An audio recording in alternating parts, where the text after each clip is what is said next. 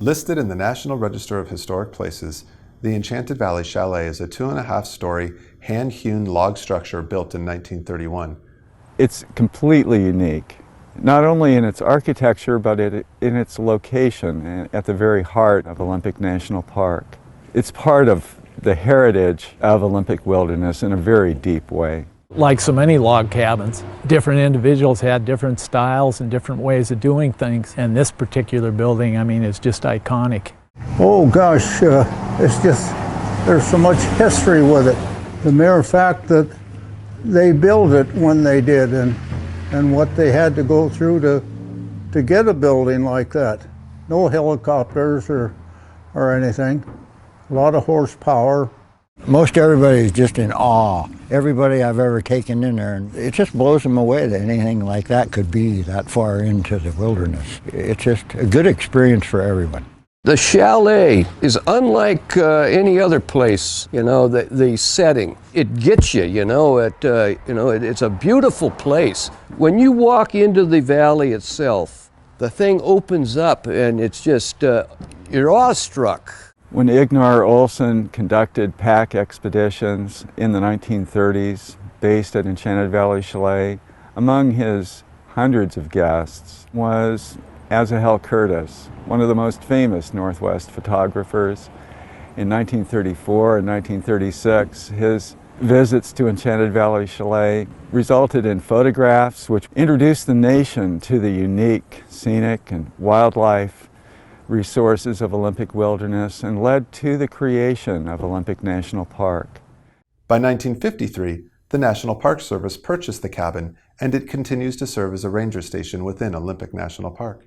When Olympic National Park was created, it had 4 lodges the size of Enchanted Valley Chalet.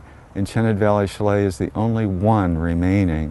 It probably is a balancing act, but I think they definitely need to, preserve something so historical as that. Most of the historical buildings, there was such a big push in the 70s to remove them. I'd hike by in the 70s and 80s to see shells of structures that were partially burned. I think we'll look back and say, what were we thinking to remove such structures as that? There's just nothing like the chalet. I hope it can be saved. The threat stems from the East Fork of the Quinault River, which shifted course over the winter, leaving one side of the chalet cantilevered over the riverbank. Advocates hope the building can be safely relocated within the valley away from the river. With about 6 helicopter trips for shuttling in the heavier supplies of the steel beams and the cribbing, and everything else can be packed in by horse and pack mule. And 5 days of time with my team, we will install steel beams under the structure, set some rails, and lift it with hydraulic jacks. We're going to actually push it unified with cylinders on skid shoes with ivory bar soap rubbed on the rails, and we'll slide it to safety. I'm confident that if the community were asked, the community itself would raise the money to move the chalet to a safe location. There are conflicting accounts whether or not the chalet can be safe in the Enchanted Valley. And I defer to the Park Service's hydrologists and expertise in this, but for each of us in each generation, all we can do is ask ourselves, can we preserve our history for the next generation? And I believe there are sites in Enchanted Valley that would allow us to do that.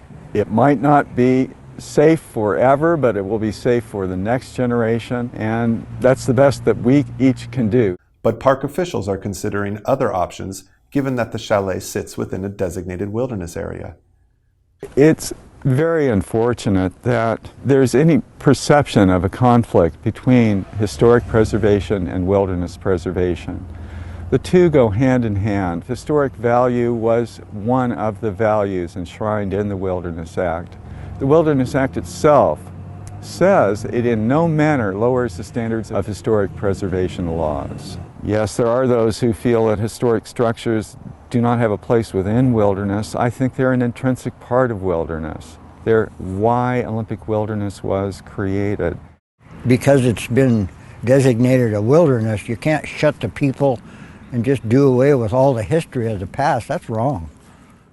In the meantime, Supporters note that the chalet's location within the Enchanted Valley is a key component of its significance. Can you move Enchanted Valley Chalet out of Enchanted Valley and retain its historic significance? I think not. The location and the structures are intrinsically bound in their history. Enchanted Valley Chalet needs to stay in Enchanted Valley. Oh gosh, I'd like to see some money spent and some effort to get in there and save that thing. I wouldn't think they'd want to move it out of the valley. No, that would destroy the whole idea of it being there. Well, I certainly would like to see it preserved and kept in the valley. Maybe it'll last another bunch of years. It lasted a heck of a long time. Got a lot of use out of it. And I'm sure there's a lot more life left in that building.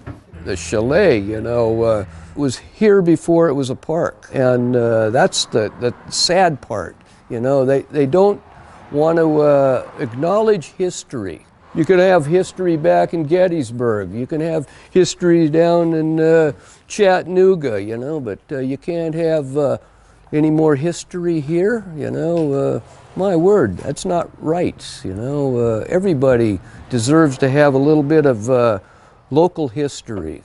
Our history is living, and if we are going to connect to generations before us who saved Enchanted Valley as a wilderness area, being able to visit the chalet and walk through the chalet in Enchanted Valley is an intrinsic part of that experience. It allows the next generation to connect with its past in a way that you cannot through a photograph. When we value wilderness and we hike up Enchanted Valley, we are walking in the footsteps of those who built Enchanted Valley Chalet. And it's because of them that Olympic wilderness has been preserved for us today.